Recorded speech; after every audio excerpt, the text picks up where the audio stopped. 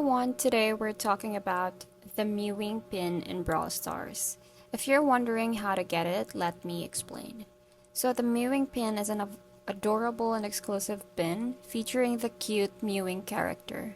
It's a fun way to show off your matches, but previously the Mewing Pin was available through special in-games event, challenges, or sometimes through the Brawl Pass. You could unlock it by completing specific tasks or promotions. However, as you can see in here, the Mewing Pin is not available in Brawl Stars. It's not part of any current events or offers, but don't worry, Brawl Stars often brings back the pins through new updates, so it could return soon. So make sure to keep an eye on in-game news and updates for any chances to unlock the Mewing Pin in the future.